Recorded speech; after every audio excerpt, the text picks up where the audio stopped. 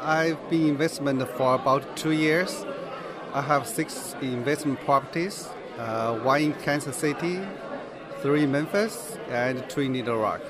I started in university because I listened to Jason's podcast. That's it. It makes sense to me, so I make a very quick decision. I think maybe in 1 month, I decided to attend the MidMasters event back 2016. And then, I started to buy properties since then. Before that, I'm trying to do some study on stocks. But that makes sense to me, so I hold a lot of cash. I didn't deploy to the stock market.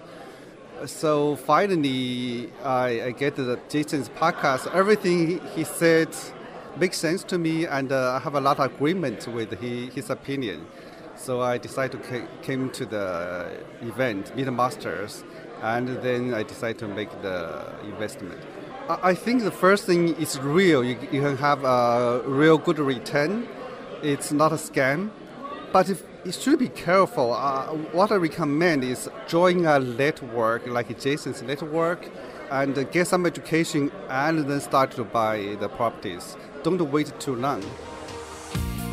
Welcome to the Creating Wealth Show with Jason Hartman. You're about to learn a new slant on investing, some exciting techniques, and fresh new approaches to the world's most historically proven asset class that will enable you to create more wealth and freedom than you ever thought possible. Jason is a genuine self-made multimillionaire who's actually been there and done it. He's a successful investor, lender, developer, and entrepreneur who's owned properties in 11 states, had hundreds of tenants, and been involved in thousands of real estate transactions. This program will help you follow in Jason's footsteps on the road to your financial independence day. You really can do it. And now, here's your host, Jason Hartman, with the complete solution for real estate investors. This is episode 1344, 1344. Thanks for joining us today. We will keep this intro very short, but what may get very long is your life. Yes, your life may get very long because scientists once again are out talking about how aging, or shall I say reversing the aging process, is very close. So far they've only accomplished this in mice, but they've actually accomplished it. That's amazing. And now it has been taken a step further with a dog. And this is what geneticist George Church says. And he says that in about 20 years, he thinks this will be possible in humans. The geneticist works with 100 or so scientists in a Harvard Medical School lab to make this happen, as CBS reports. Wow. It is an amazing time to be alive, and this does bring up some wide-ranging issues.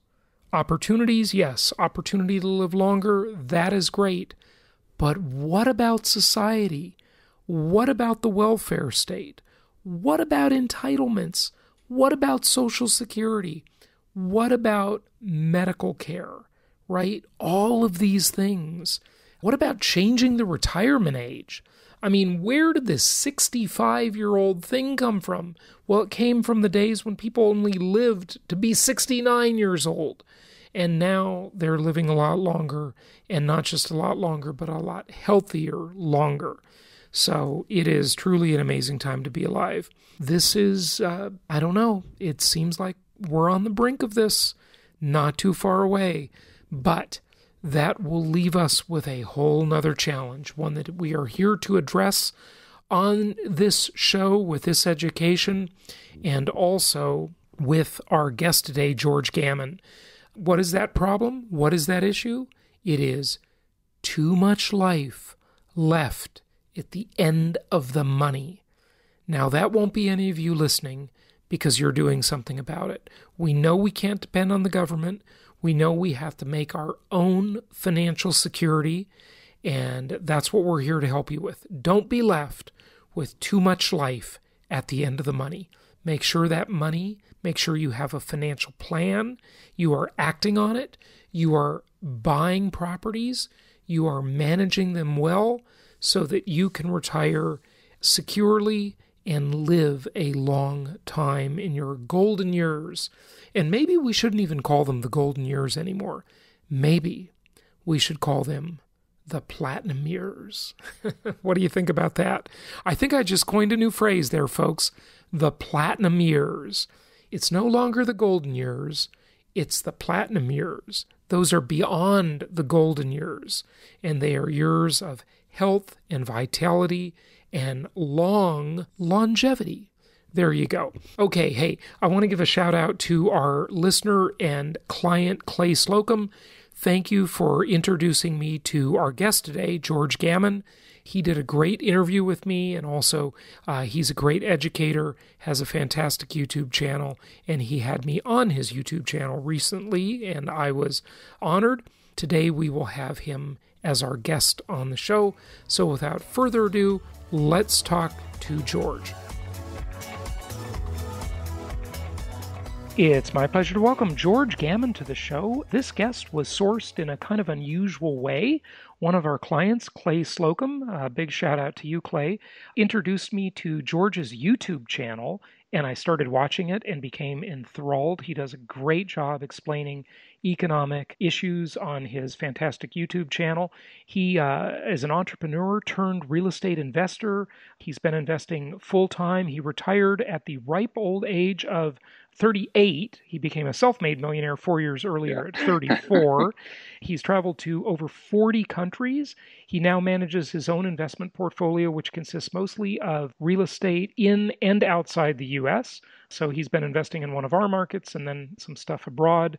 And he comes to us today from Medellin, Colombia, where he produced a home remodeling TV show there. George, I'm kind of wondering, are you really retired? Anyway, welcome to the show. Yeah, that's a great question. Yeah, I work 80 hours a week in my retirement. In your retirement, yeah, that's the way it goes with a lot of people nowadays. Well, hey, you do a great job explaining some economic issues, and I know you've been listening to my show since, how long? When did you start listening to my show? 2012. 2012, fantastic. So you've been listening for 7 years now. That's great, or really 8 years, almost.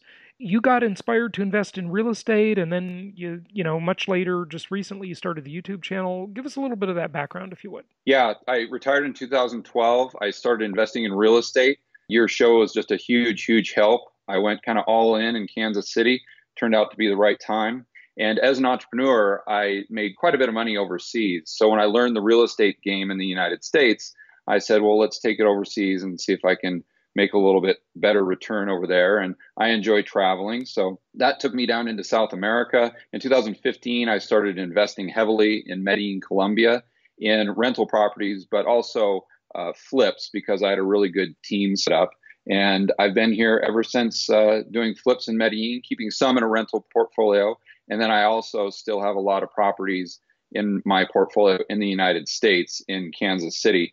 At the beginning of this year, we were doing a lot of these remodels, and I thought to myself, wow, you know, we're doing all this stuff, and it's just like you see on TV, so why not do a TV show? Mm-hmm. And I pitched the local station here, which is called Telemedellin, and we did it. They said, yeah, if you produce it, we'll put it on air. So I said, let's make it happen. Mm-hmm. So I produced the TV show myself. I had never done that. I had no clue what I was doing.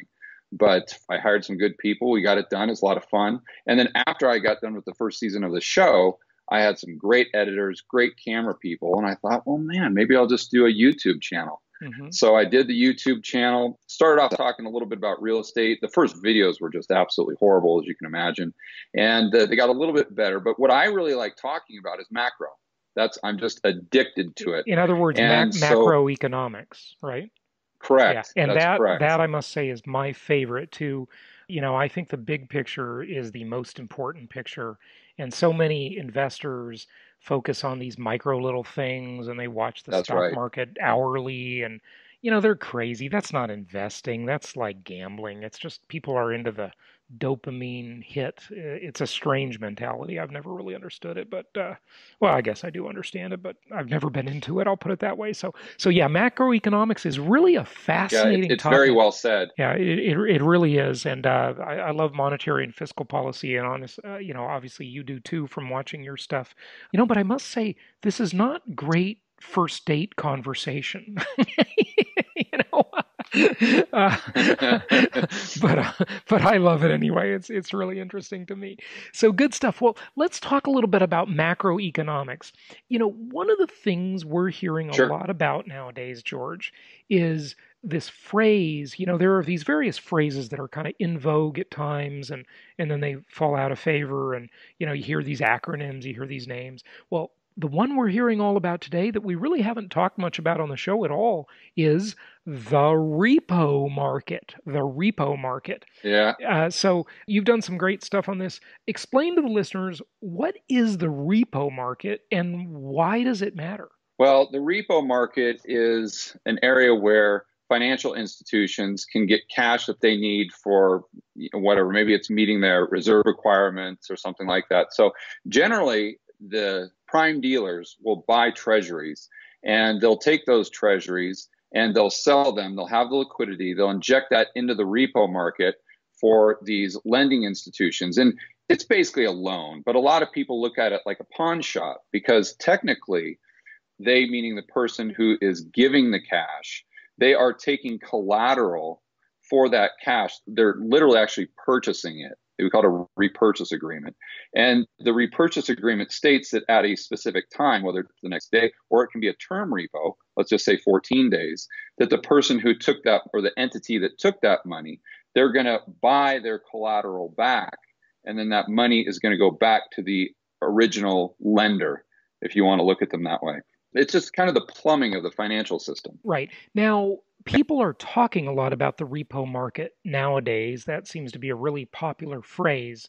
But has there always been a repo market, or is something new happening and that's why everybody's talking about it? Yeah, so I'm not sure how far back the repo market dates, but it goes back a long time. What really triggered this whole conversation was in the middle of September, the repo market rate should be very close to the Fed funds rate. And the rate just overnight spiked up to almost 10%, 10% when it should be down below or right around 2%. That is completely unheard of. And what that means is that there's not enough cash. And so the demand for that cash went through the roof, or people just aren't willing to lend.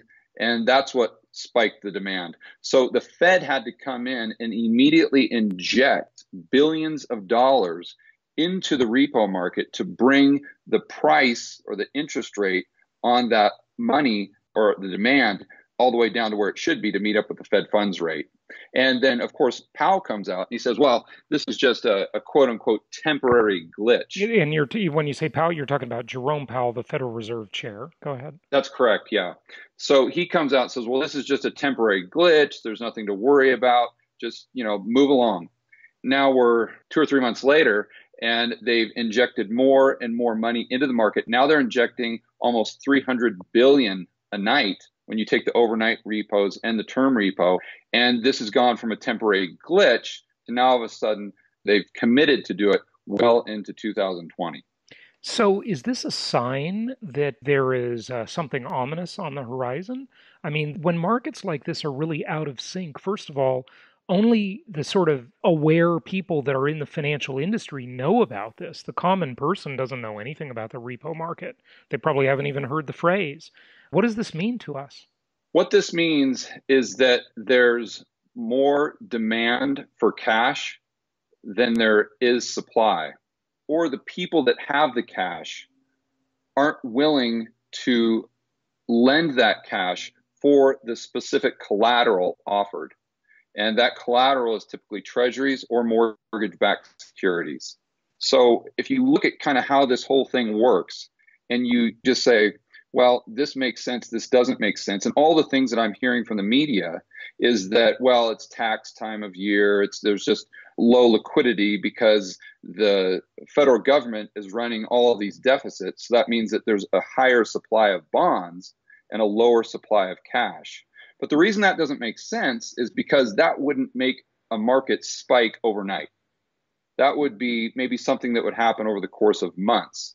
But since this happened overnight, you've got to say to yourself, well, okay, well, what else can cause this? And what's going around the internet, and what I think is probably likely, it's not definite, nothing's certain, but what might be happening is there's a bank, a huge bank, that is insolvent. And the Fed is coming into the repo market and injecting money so that bank that's insolvent is taking that money without going public that, hey, this bank is insolvent. Why would they want to keep that under wraps? Because the bank could be potentially systemic, such as Deutsche Bank or HSBC or Santander. These are banks that really, if you look at their balance sheet, they're in big, big trouble right now. And, if Deutsche were to go bust, I mean, that would have a huge ripple effect that would not only create big problems in Europe, but in the United States and around the world. So that is a potential scenario. And that's why most people are getting really excited about it or getting very interested in it. Right, right. Yeah, very interesting, or very, I should say, disconcerting, frankly. Really, really interesting. Okay, so what do we do about that? We just have to kind of wait and see, right? At least if we know what's going on behind the scenes, we know what it might lead to, but there's nothing anybody, who's not an insider at the elite level of the financial system, like at the Fed, nothing anybody can really do, right? Yeah, they actually can. I get this question from a lot of my viewers, and they'll say, well, what about my money market account, as an example? And the money market funds are big players in the repo market. Yeah, and by the way, this is interesting because a lot of people, and I guess there are a couple different kinds of money market accounts, but a lot of people mistakenly believe that money market accounts are FDIC insured. And I believe there is one type of them that is, but it's not the one that most people are depositing money into. I don't know the names anymore. I have heard the names, I just can't remember. But money market money can be just completely lost with no insurance. It's not like a bank account, so be careful. Yeah, absolutely. And the FDIC doesn't have near enough money to cover the deposits. Well, yeah, but we assume that the whole system's not going to collapse at the same time. We hope. Yeah. We hope. I just said to my listeners that I just watched that ominous clip from that great movie Margin Call. Just watched it yesterday, and it reminded me of when I saw the movie originally. All listeners must see the movie Margin Call. It's great. Anyway, yeah, go ahead. So what I'm telling viewers is that, listen, if you have a money market account, they're getting an additional interest rate by potentially taking that money and putting it to work in the repo market. And so if you think it through, there's a possibility that this money market account or fund could be taking your money and giving it to Deutsche Bank. So that would be the question that I would have for that individual. Would you feel comfortable giving Deutsche Bank or Santander or HSBC your money right now, and or your money that's supposed to be quote unquote safe? And most people's answers would be definitively no chance. And so that's how it applies to a lot more people than you'd think. Very interesting and concerning. Okay, George, what else would you like people to know? What else would you like to talk about? We were talking about how mortgages, when you look at inflation and you look at the cost of everything out there in your life, you made an interesting statement that I like, and I'm probably going to repeat. You're going to hear this again from me, listeners. It came from George, though, that mortgages are really the best deals in the country right now. And, I've said that in kind of a different way over the years, but I like the way you said it. What do you think about that? Yeah, so my investment philosophy is you got to buy things when they're cheap and sell them when they're expensive. You buy things that pay you to own them, and you've got to have some diversification. And when I look at the United States right now, the only thing that I would categorize as quote unquote cheap is a 30-year fixed rate mortgage. So then the question becomes, well, how do I express that bet? And so people have said, well, should I just go out and does that mean I should buy a condo in Los Angeles? No. Absolutely not, because you're expressing that bet in a way that's got tremendous downside. But if you go into a market like a lot of the markets that you deal with, these linear markets where the price to income ratio is a lot more sane, that limits your downside. And if you can go in there and buy potentially under the cost of construction, that limits your downside even further. And then you've got a lot more cash flow because the RV ratios are so superior in a market like Little Rock compared to Seattle or San Francisco. So by taking the only thing in the United States that's cheap, which is a 30-year fixed rate mortgage, and expressing that bet through a rental property, just a normal 1,200 square foot, 3-bed, 2-bath in a good neighborhood, let's say in Little Rock, Arkansas, that's the best possible investment that you can make in the United States right now, in my opinion. And guess what? If you want to get access to the mortgage, which is really a huge part of the investment, you have to buy a house in order to get access to the mortgage. Now, Correct. If I could just get the mortgage, I might just do that without the house. The house is sort of the ticket to getting the mortgage. It's kind of like those infomercials you see, well, if you buy the Ginsu knife, you get this bonus. Well, it's okay. The Ginsu knife is the house, but the bonus is the mortgage, which is just a fantastic financial tool. It really is amazing how good a tool that is. So a lot of my viewers are really into precious metals, and they're very apprehensive about the long-term viability of the dollar. Not that it won't be the reserve currency, or some people think it will and it won't, but they're concerned about the long-term purchasing power of the dollar. Let's just put it that way. So if you're one of those people, there is no better way to short the dollar than with 30-year fixed rate debt on an asset that pays you to own it. And most people see a mortgage as a liability. I don't. I see it as an asset as long as you utilize it in the proper way. Yeah, fantastic. Well, I couldn't agree more. You won't get any disagreement from me on that. Tell us about the mortgage market. I'm curious, in Colombia, what kind of mortgages can you get there? You're not going to be able to get a mortgage here. The best thing you can do is get 12% hard money. Oh my gosh, so, it's bad. Huh? Yeah. If you want to use leverage to your advantage, then you got to look at the United States. Yeah. Okay. Yeah, absolutely. U.S. has very, very special properties. It really does. Let's talk about the new tax law, George. One of the things that you noticed was really quite interesting about part of that bill, and this is the problem with our government. It's the concept of pork barrel legislation, right? The president does not have a line item veto, and Ronald Reagan was really hammering on that, never got it. It would really be great because it would hold the president accountable, because now it's always this big compromise. You got to support this, you got to do that. And every one of these bills is, usually hundreds of pages long, and it's just mind-boggling. It really is, if not thousands of pages long. But in the new tax law, which I think, and maybe you're going to talk me out of it right now, there is a provision about the way they count inflation. Tell us more. Yeah, I'm going to talk you out of it right now, Jason. Okay. Here we go. Well, hey, listen, before you talk me out of it, I'm just going to say, at least this last tax return I filed, I saved a bundle of money. Now, I agree that there's definitely some inflation in the system, no question about that, but it wasn't as much as I saved. So, tell us more. To your point, short term, it is good. Long term is when I think it's going to cause a lot of people a lot of problems.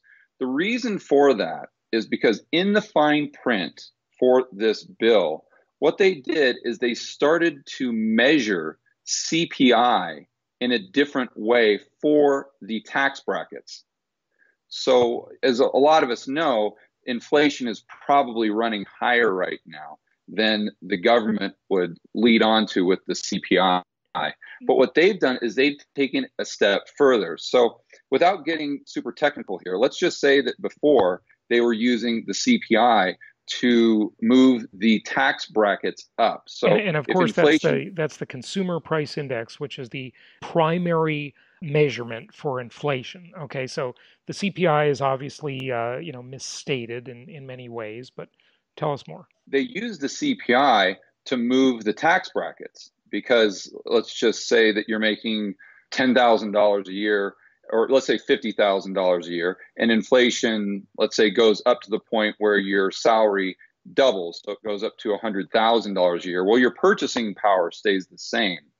But if they left the tax brackets where they were, your tax rate would go up substantially.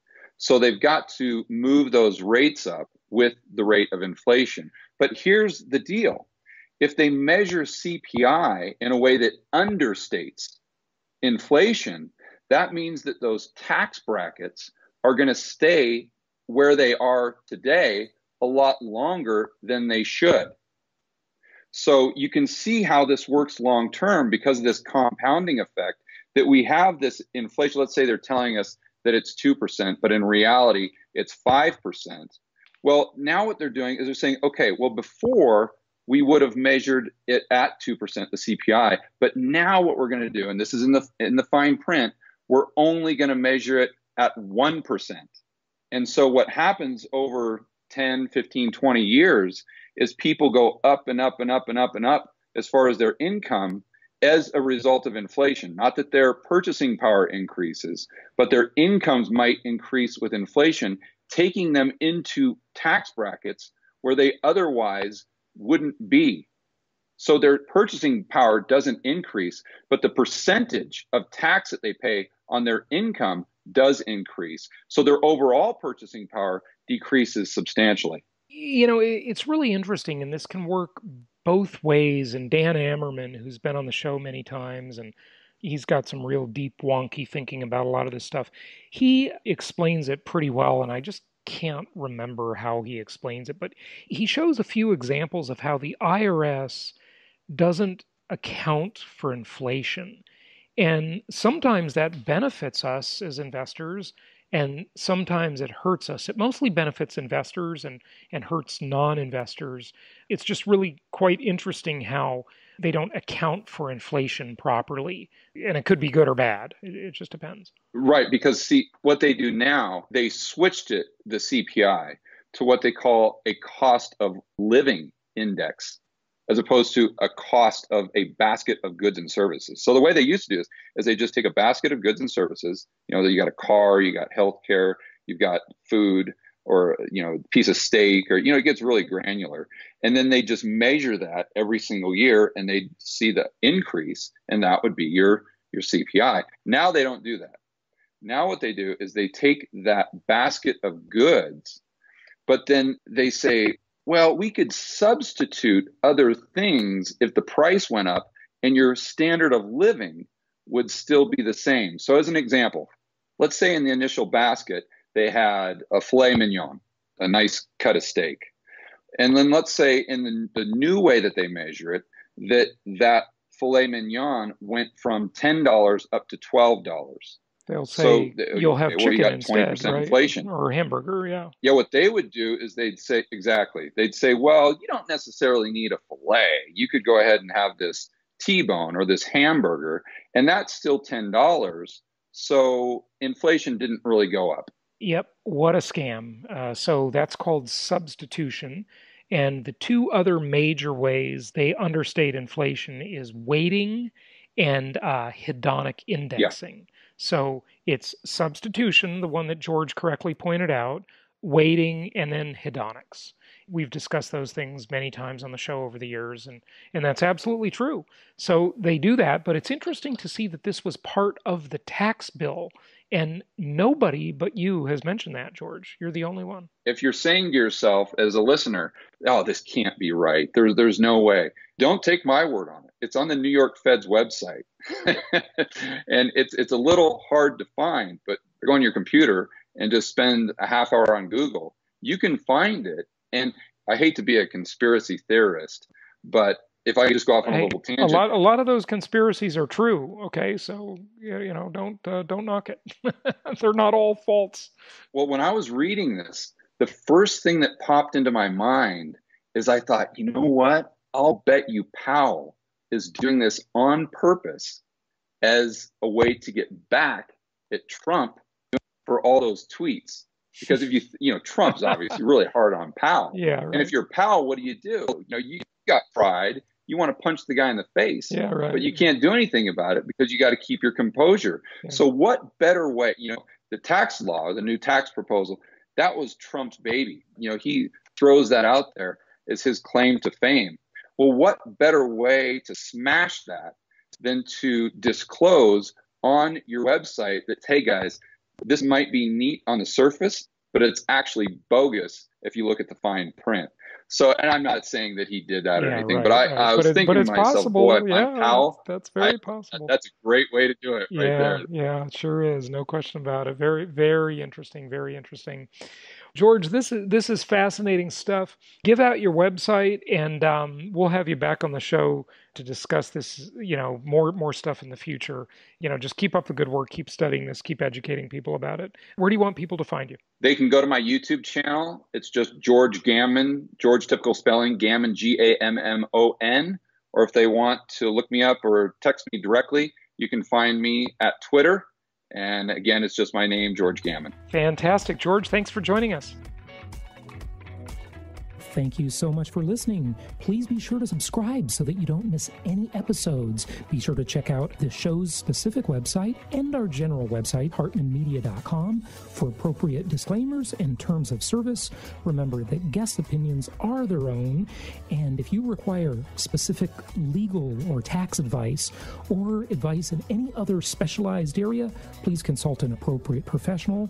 And we also very much appreciate you reviewing the show.